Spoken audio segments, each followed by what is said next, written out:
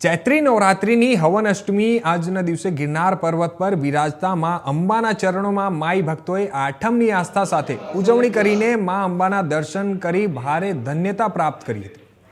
ચૈત્ર નવરાત્રિને અનુષ્ઠાનની નવરાત્રિ તરીકે પણ ઓળખવામાં આવે છે. ત્યારે નવરાત્રિના 9 દિવસો દરમિયાન પૂજા પાઠ, યજ્ઞ અને અનુષ્ઠાનો પણ વિશેષ મહત્વ જોવા મળે છે. જેથી આજે વહેલી સવારથી જ અષ્ટમીના દિવસે 100 માઈ ભક્તોએ માં અંબાના ચરણોમાં શીશ ઝુકાવીને નવરાત્રિના આશીર્વાદ પ્રાપ્ત કર્યા હતા. ગિરનાર પર્વત પર બિરાજતા માં અંબા ભારતના 51 શક્તિપીઠો પૈકી એક શક્તિપીઠ છે. અહીં શક્તિ સ્વરૂપમાં જગદંબાનો ઉદ્દેતન ભાગ પડ્યો હોવાને કારણે તેને ઉદ્દયન શક્તિપીઠ તરીકે પણ ઓળખવામાં આવે છે. અને ખાસ કરીને નવરાત્રિ અને તેમાં પણ ચૈત્ર મહિનામાં આવતી નવરાત્રિના દિવસે સમગ્ર મહિના દરમિયાન મંદિરમાં વિવિધ ધાર્મિક કાર્યક્રમોનું આયોજન પણ થતું હોય છે, જેનો લાભ 100 માઈ ભક્તો ઉઠાવે છે. અને ત્યારે આજે હવન અષ્ટમીના દિવસે માતાજી સમક્ષ કરવામાં આવેલો યજ્ઞના દર્શન કરીને પણ માઈ ભક્તોએ ધન્યતા પ્રાપ્ત કરી હતી.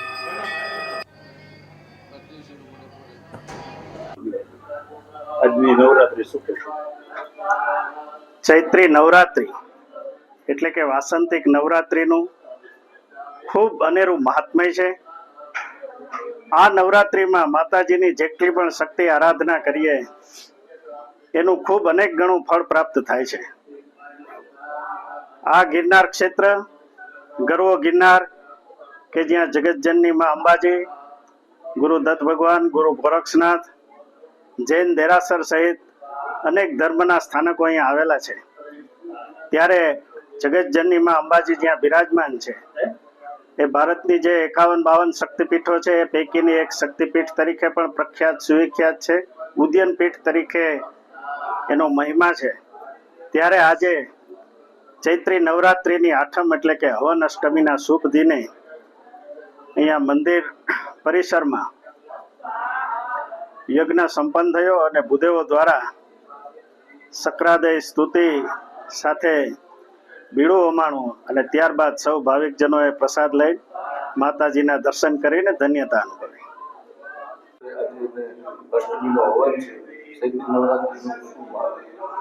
જય શ્રી અંબે, જય ગિરનારી. ગુરુ દત્તાત્રેય ભગવાનના સાનિધ્યમાં, ગિરનારીના સાનિધ્યમાં માં અંબે બિરાજમાન છે. આજે મહાઅષ્ટમીના દિવસે માં બધાનું મંગલ કરવા માટે ગિરનારથી તમને સૌ દર્શકોને આશીર્વાદ આપી રહ્યા છે. હું શિવકન્યા ડોક્ટર અનુશ્રી સાઈ મલ્લિકા. તમે સભી સાઈ ભક્તોનો અને સભી માઈ ભક્તોનો અહીંયા માના દરબારમાં સ્વાગત કરી રહી છું. જે બી માના દરબારમાં આવે છે એ અખંડ સુખ પામે છે, અખંડ શાંતિ પામે છે, એની હરેક મુરાદ પૂરી થાય છે. માં એનું બધું જ મંગલ કરે છે. અહીંયા તમે આ સ્થાન પર જે બી હવન કરો, જે બી પૂજા સેવા અનુષ્ઠાન કરો, જે બી સેવા માં તરફ કરો છો એ માં અચૂક સ્વીકાર કરે છે. જે ભાવ તમે વૈષ્ણવ દેવીમાં પ્રગટ થાય છે એ જ ભાવ માનો અહીંયા તમને પ્રગટ થવા માટે બસ તમે મનથી, ભક્તિથી માને તમારા મનમાં વધાવી લો. ભક્તિને શક્તિથી માની આરાધના કરો. સ્વયં ત્રિદેવ બ્રહ્મા, વિષ્ણુ, મહેશ માની આરાધનામાં લીન છે.